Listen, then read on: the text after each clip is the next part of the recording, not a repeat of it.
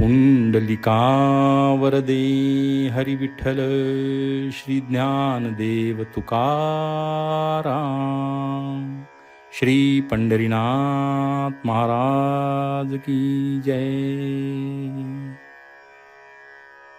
श्री ज्ञानेश्वरी सारांश अध्याय 18 भाग 3। दुसऱ्या भागात मी कर्म करणारा हा जीवाच्या ठिकाणी अहर्निश स्फुरणारा अहंकार गेला की तो जीवच ईश्वराच्या रूपाने प्रकट होतो असे भगवंतांनी सांगितले। आतापर्यंत सर्व ज्ञानाचे सार व आजपर्यंत कोणाला न सांगितलेली गुप्त गोष्ट तुझ्या प्रेमामुळे मी तुला सांगितली, त्याचा तू नीट विचार कर व तुला पटेल त्याप्रमाणे कर। श्री ज्ञानदेव पुढील श्लोकांची संगती लावतात। याप्रमाणे देव जेव्हा अर्जुनाला म्हणाले तेव्हा अर्जुन काहीच बोलला नाही।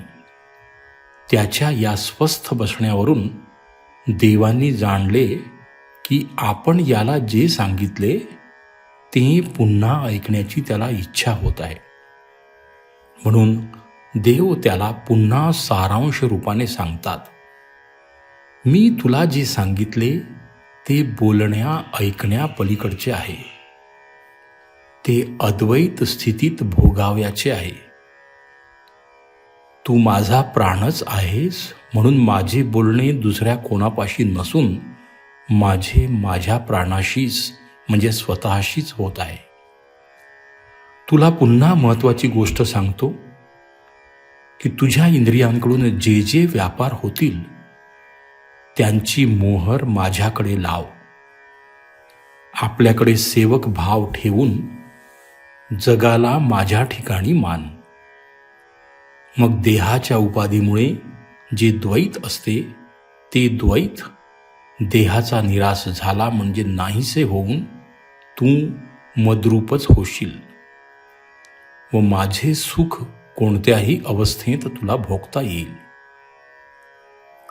हे मी तुला कळकळीने शपथपूर्वक सांगत आहे। मी स्वभावतःच सत्यवचनी असल्यामुळे अशी शपथ घेणे बरोबर नाही, परंतु आज तू आपली सर्व कर्मे मला अर्पण करून मला प्रसन्न करून घेतले आहेस, त्यामुळे भुलून जाऊन युद्धाच्या घनघोर प्रसंगीही मी तुला उपदेश करीत आहे। तुला एवढीच अडचण वाटत आहे की युद्ध कर्मामुळे आपणास पाप लागेल, पण माझ्या स्वरूपाला मिळाल्यावर पाप काही निराळे राहत नाही। पाप पुण्यात्मक कर्मे ही अज्ञानामुळे उत्पन्न होतात, परंतु माझ्या स्वरूपाच्या ज्ञानाने अज्ञानच नाहीसे झाले की कर्मांतील पाप पुण्याचा भेद नाहीसा होतो।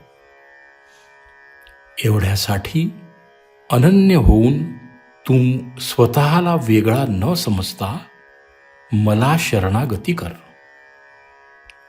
असे वेगळेपणाने न राहणे हीच माझी भक्ती आहे। त्यामुळे तुझ्या संगाताकडून जी जी बरी वाईट कर्मे होतील त्याचे पाप पुण्य तुला लागणार नाही। तू माझ्याच ठिकाणी येशील। अशा रीतीने मी तुला सर्व पातकांपासून मुक्त करीन।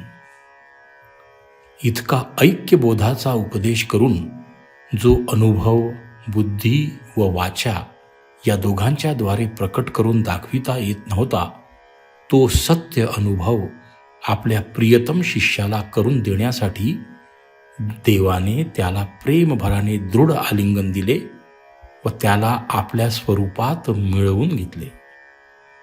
ज्ञानदेव म्हणतात, याप्रमाणे गीतेच्या रूपाने प्रत्यक्ष वेदच श्रीकृष्णाने अर्जुनाला उघड करून दाखविला। एका दृष्टीने वेदापेक्षा गीतेची योग्यता अधिक, कारण वेद हा भगवंतांच्या निश्वासातून निर्माण झाला होता, पण गीता भगवंतांनी जागृत अवस्थेत अर्जुनाला सांगितली. कांडत्रयात्मक वेदांचे बीज गीतेतच आहे. ज्ञानदेवांनी यापुढे आपण वेदाचे मूळ गीता का म्हणतो, वेदांची 3 कांडे म्हणजे कर्म, उपासना व ज्ञान हे गीतेत कोठे कोठे आली आहेत व प्रत्येक अध्यायातील विषय कसकसा आहे याचा सारांश रूपाने आढावा घेतला आहे. वेदाचा अधिकार फक्त 3 वर्णांनाच आहे, स्त्रिया व शूद्रांना तो नाही, हे त्याचे न्यून गीतेने घालविले. ही गोष्ट ज्ञानदेवांनी वेदाची प्रतिष्ठा कमी न करता मोठ्या चातुर्याने सांगितली आहे.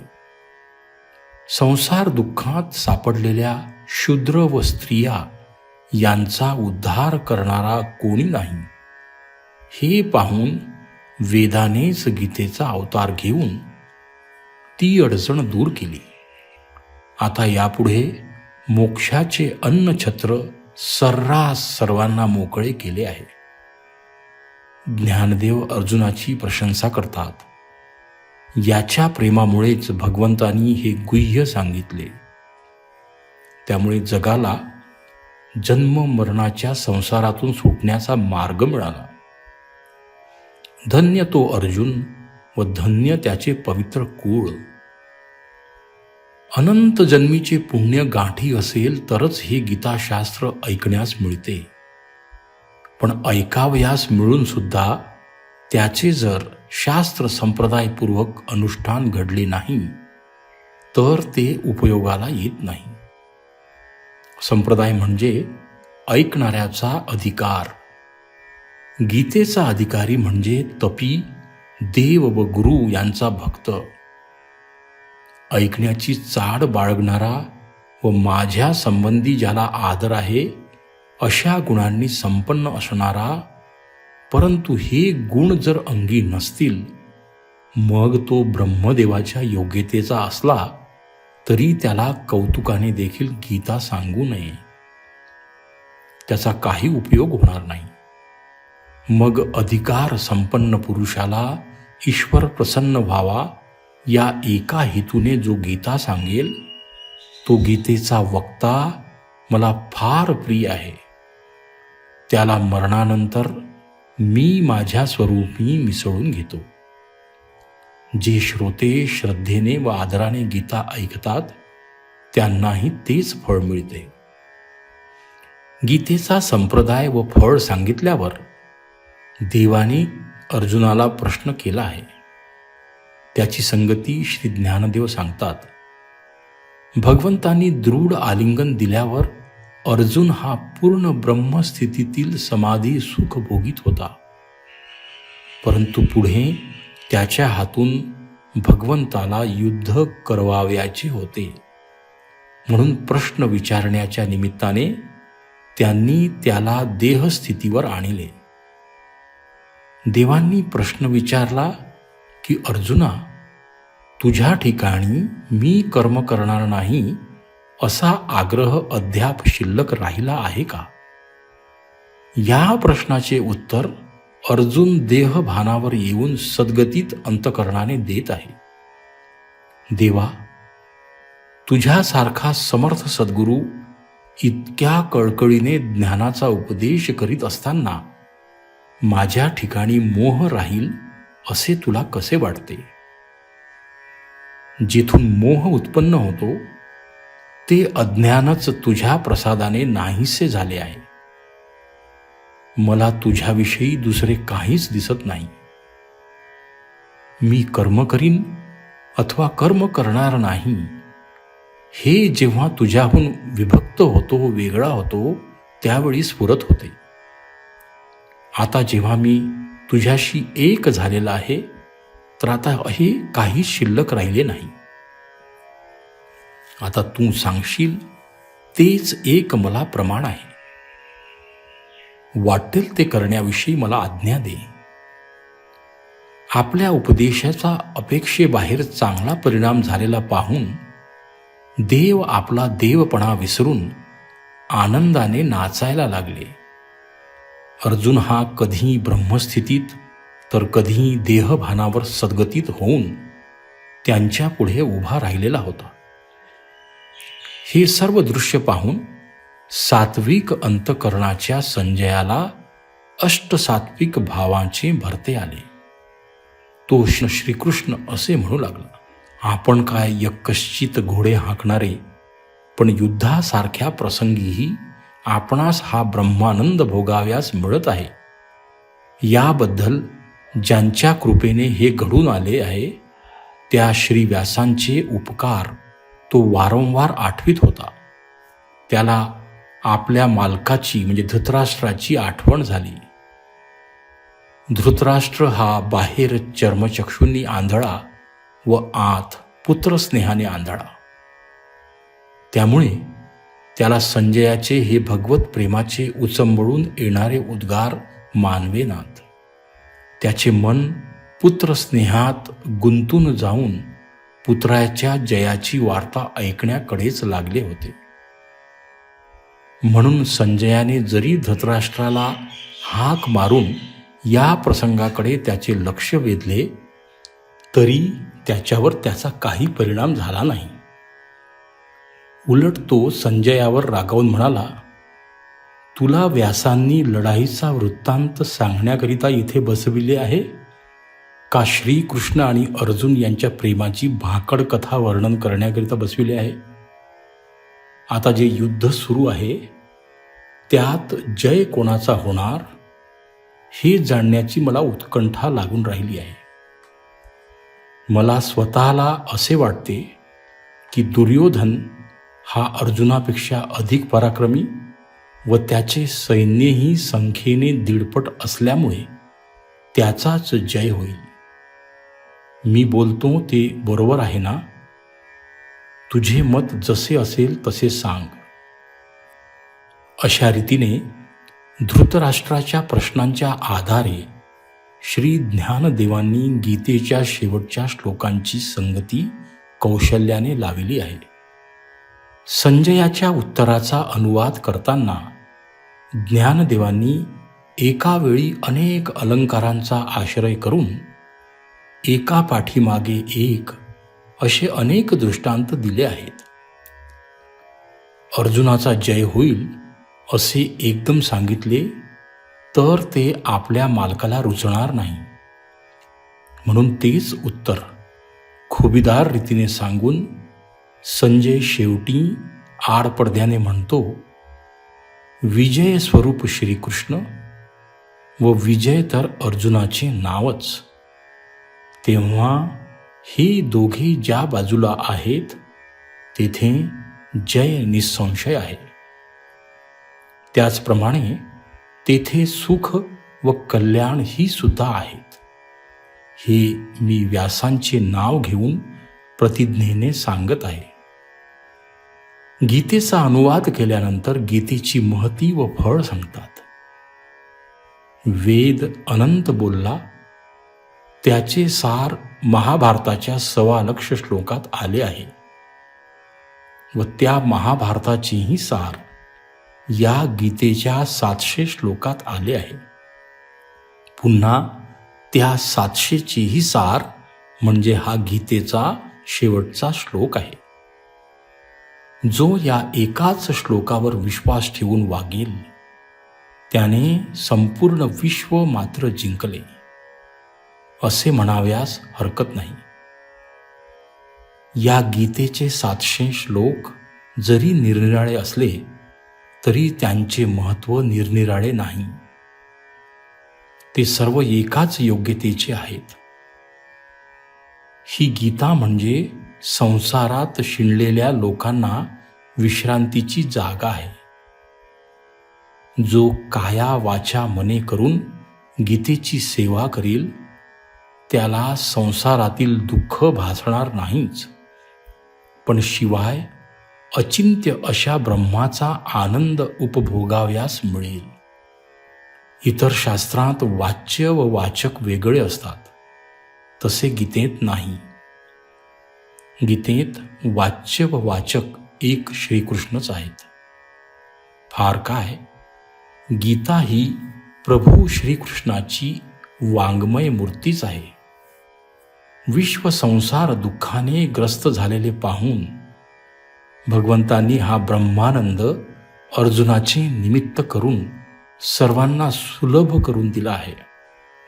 गीतेच्या अर्थाचा जो विचार करील तो तर ब्रह्म होईलच, पण नुसते श्रवण पठण केले तरी त्यालाही तीच योग्यता प्राप्त होईल. असे असल्यामुळे इतर शास्त्रे घेऊन काय करावयाचे आहे? एका गीतेचीच सर्वांनी अनन्य भावाने सेवा करावी. पुढे श्री व्यासांचा गौरव करतात. वाचेला अगम्य असा ब्रह्मविषयक संवाद श्रीकृष्ण व अर्जुन या दोघांमध्ये रणांगणावर झाला होता.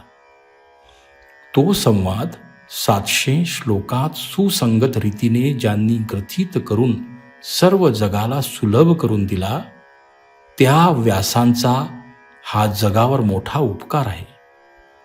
गीतेवर टीका करण्यास महामुनींच्या पुढे आपला पाड लागणार नाही याची जाणीव ठेवून अत्यंत नम्रपणाने परिहार करतात.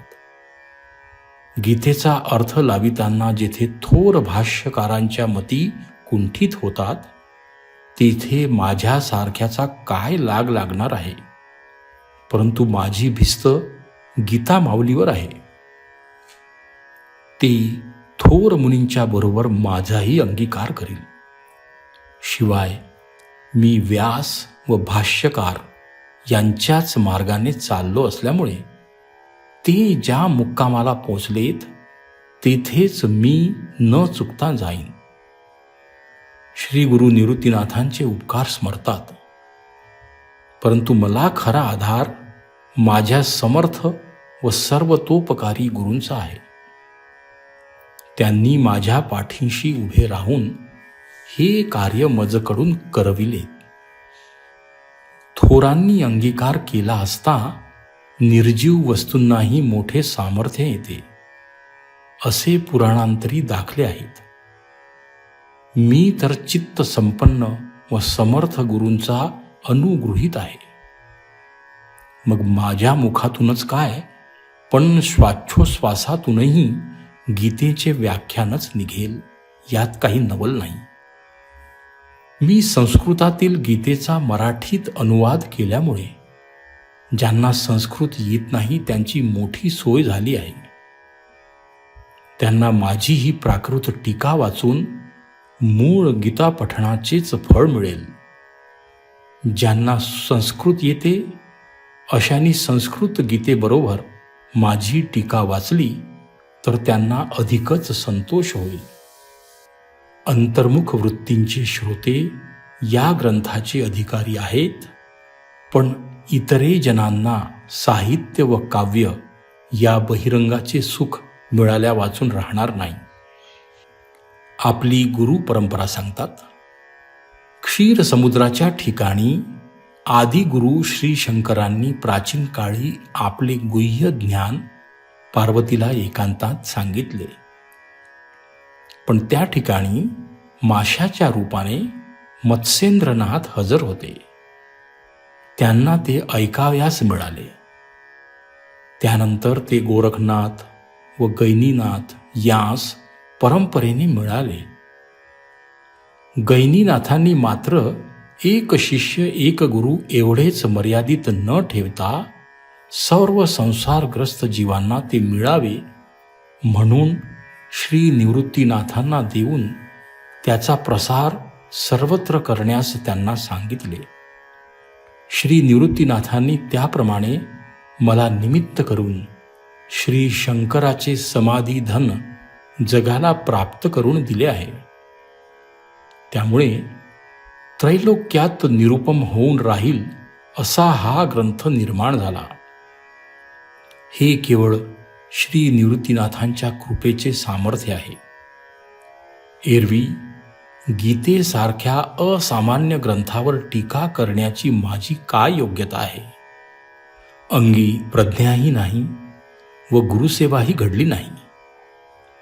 गुरूंचे पाईक पण पत्करिले व त्यांनी सांगितले ते पुरोहितासारखे बोललो.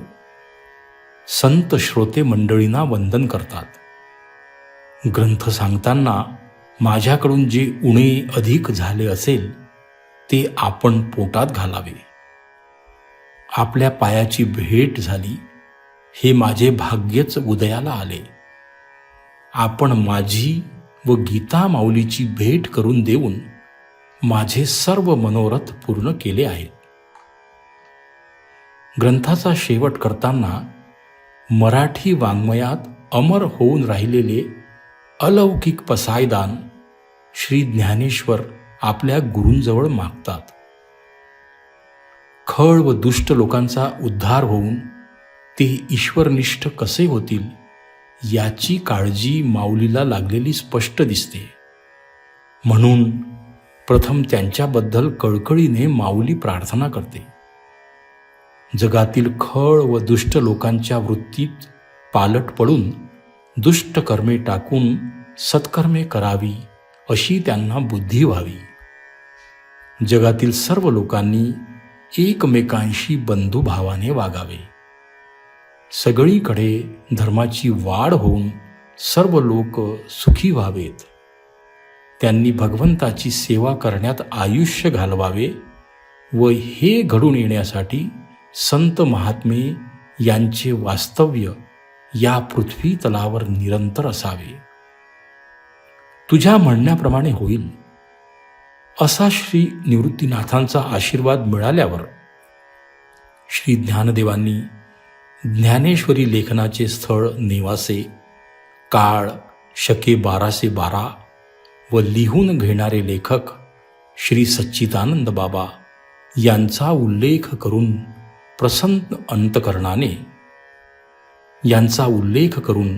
प्रसन्न अंतकरणाने ग्रंथ समाप्त केला आहे. ज्ञानेश्वरी ग्रंथात काळांतराने जे पाठभेद अपपाठ शिरले ते काढून टाकून श्री एकनाथांनी ज्ञानेश्वरीची प्रत शुद्ध केली. त्या संबंधीच्या ओव्या शेवटी दिलेल्या आहेत. श्री कृष्णार्पणमस्तु.